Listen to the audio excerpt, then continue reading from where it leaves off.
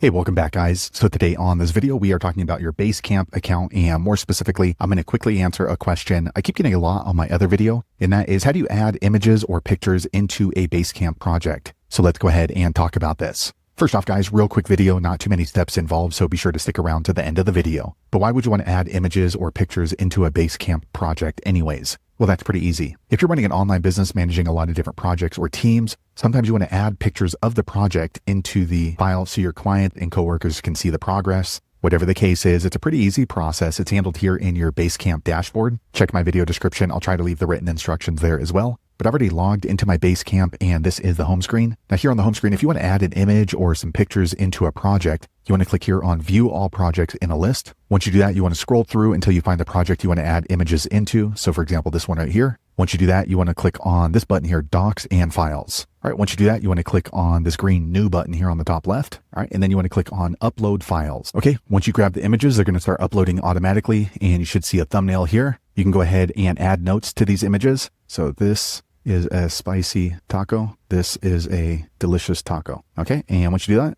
go ahead and click on Post to this project. All right, quick second later, the page refreshes. Now we're in the Docs and Files, and you can see that I've added these two images or pictures into the project. So that way, anybody who's working in the project, whether it's a client or my coworkers, they're going to be able to come in and see the pictures that I posted. And this is handled right from the project dashboard. So here we are on the project dashboard, and they just click here on Docs and Files. So there you have it, guys. If you're wondering how to add pictures or photos into a Basecamp project, that's the easiest way I know how to do it. If you know an easier way, be sure to leave a comment below. Let the rest of us know how you did it. Hopefully you found that video useful. If so, click thumbs up or maybe consider subscribing to my channel, and I hope to see you on the next video. Thanks again for watching.